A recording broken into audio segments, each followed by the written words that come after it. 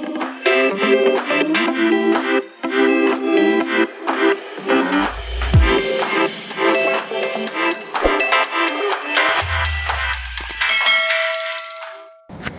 anak-anak semua, apa kabar? Semoga anak-anak dalam keadaan yang sehat ya. Nah, hari ini Miss akan memberikan materi layanan bimbingan konseling bidang belajar, yaitu tentang motivasi belajar. Nah, tujuan dari layanan bimbingan konseling ini yang pertama, anak-anak dapat mengetahui bentuk-bentuk motivasi belajar, dan yang kedua, anak-anak dapat mengetahui unsur-unsur yang mempengaruhi motivasi belajar. Nah, apakah itu motivasi belajar? Mari kita simak tayangan Miss berikut ini ya. Halo anak-anak semua. Hari ini Miss akan memberikan satu buah materi layanan bimbingan konseling, yaitu layanan informasi bidang belajar, yaitu tentang motivasi belajar. Nah, Miss yakin anak-anak semua pasti memiliki yang namanya motivasi belajar. Nah, apa sih itu motivasi belajar? Dan apa unsur-unsur yang mempengaruhi motivasi belajar? Nah, mari kita simak penjelasan Miss berikut ini ya. Yang pertama, Miss akan menjelaskan dulu tentang definisi motivasi belajar. Nah, di sini ada dua para ahli yang mengemukakan tentang definisi motivasi belajar. Yang pertama ada menurut Haji Mulyadi. Nah, Mulyadi ini merupakan psikologi pendidikan, yaitu di Malang. Nah, beliau mengemukakan bahwa motivasi belajar itu adalah membangkitkan dan memberikan arahan atau dorongan yang menyebabkan individu melakukan perbuatan belajar. Yang kedua, menurut Sardiman, beliau mengatakan bahwa pengertian motivasi belajar adalah keseluruhan daya penggerak di dalam diri siswa yang menimbulkan kegiatan belajar, yang menjamin kelangsungan dari kegiatan belajar dan memberi arah pada kegiatan belajar, sehingga tujuan yang dikehendaki adalah subjek belajar itu tercapai. Nah, jadi dapat disimpulkan bahwa motivasi belajar itu adalah keseluruhan daya penggerak, baik dari dalam diri maupun dari luar diri siswa, yang menjamin kelangsungan dan memberikan arah pada kegiatan belajar, sehingga tujuan yang dikehendaki oleh subjek belajar itu dapat tercapai, di mana motivasi belajar ini adalah dorongan untuk anak-anak melakukan kegiatan belajar. Nah, selanjutnya Miss akan menjelaskan tentang bentuk motivasi belajar, di mana bentuk motivasi belajar ini ada dua. Yang pertama datang dari dalam diri individu itu sendiri atau motivasi belajar intrinsik, di mana motivasi ini timbul sebagai akibat dari dalam diri individu sendiri tanpa ada paksaan atau dorongan dari orang lain, tetapi atas kemauan sendiri. Misalnya saja anak-anak belajar karena ingin mengetahui seluk-beluk suatu masalah selengkap-lengkapnya, lalu ingin menjadi orang yang terdidik. Semua keinginan itu berpangkal pada penghayatan kebutuhan dari siswa berdaya upaya melalui kegiatan belajar untuk memenuhi kebutuhan itu.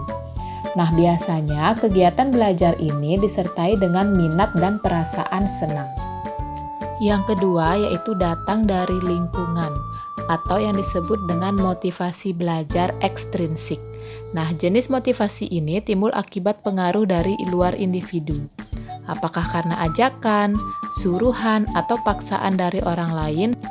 Selanjutnya, Miss akan menjelaskan tentang bentuk-bentuk motivasi belajar siswa di sekolah.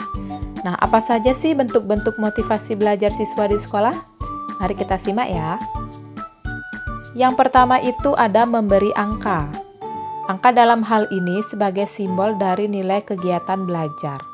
Banyak siswa belajar yang utama justru untuk mencapai angka atau hasil yang baik. Biasanya kalau anak-anak sudah membuat tugas atau membuat ulangan, hasil akhirnya itu adalah angka. Jadi angka tersebut adalah nilai pencapaian anak-anak. Yang kedua ada hadiah. Nah, tetapi biasanya guru-guru anak-anak tidak akan memberikan anak-anak hadiah. Nah, hadiah ini bisa diberikan jika anak-anak sudah mencapai hasil yang maksimal.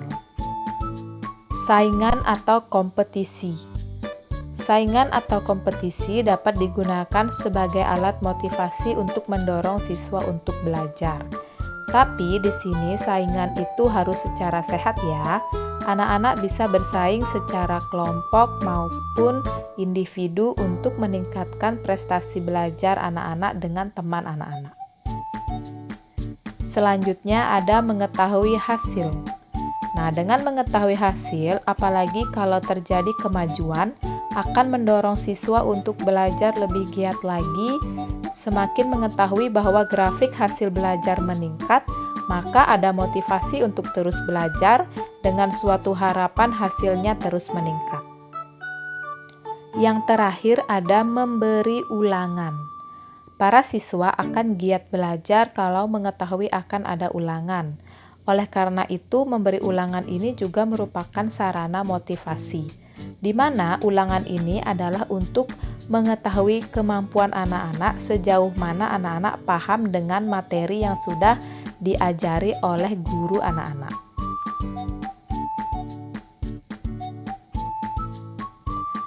Selanjutnya, Miss akan menjelaskan tentang unsur-unsur yang mempengaruhi motivasi belajar. Yang pertama, ada cita-cita atau aspirasi siswa.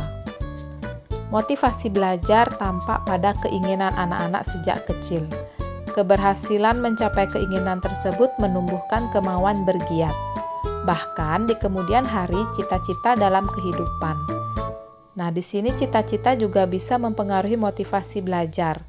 Contohnya, jika anak-anak ingin menjadi dokter, tentunya anak-anak harus belajar lebih giat lagi untuk mencapai cita-cita yang anak-anak inginkan.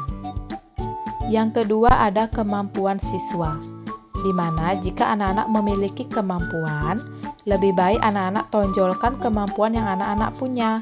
Anak-anak harus selalu mengasah kemampuan yang anak-anak punya, agar nantinya anak-anak bisa berprestasi dan memiliki motivasi belajar yang tinggi.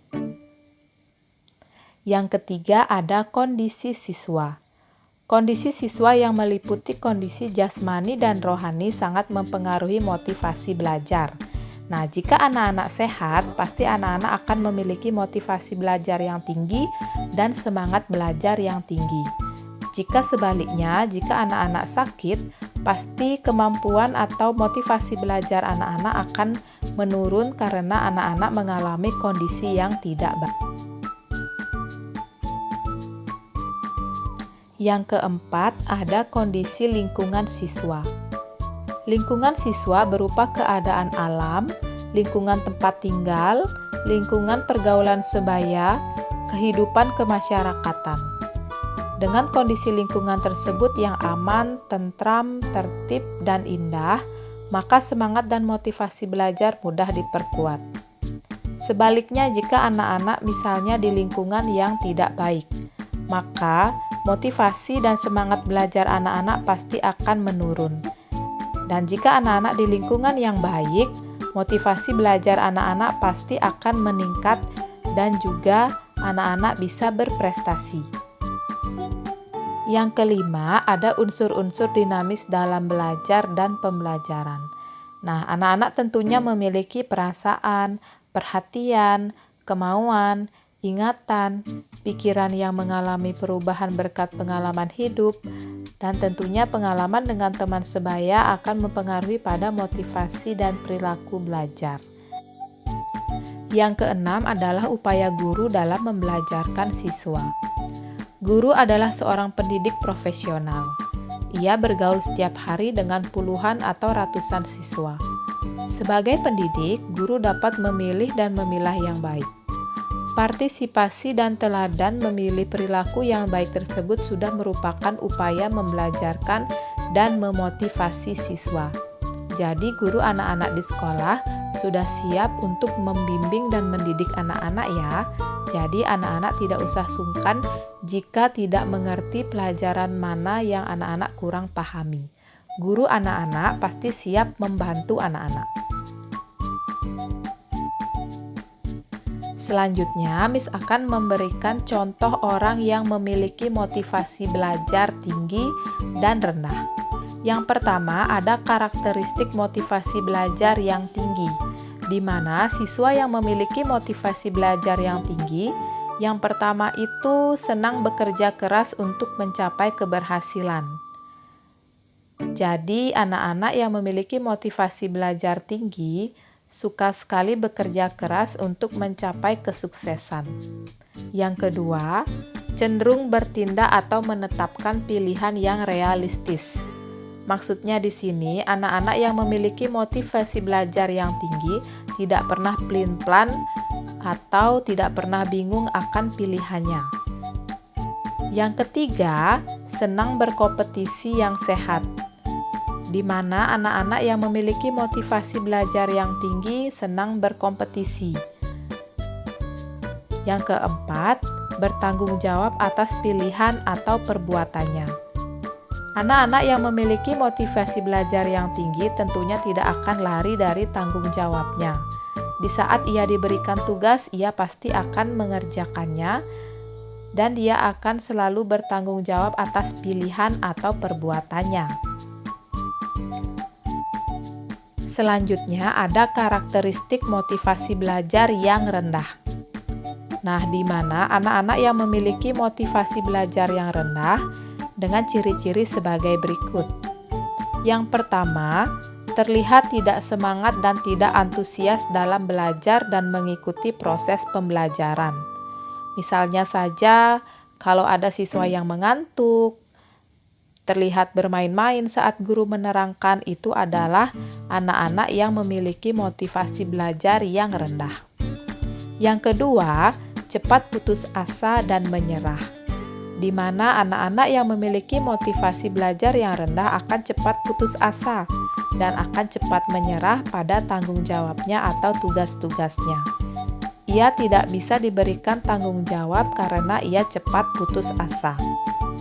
Yang ketiga, tidak berkonsentrasi dalam belajar, di mana anak-anak yang memiliki motivasi belajar yang rendah, dia tidak akan bisa konsentrasi dalam belajar.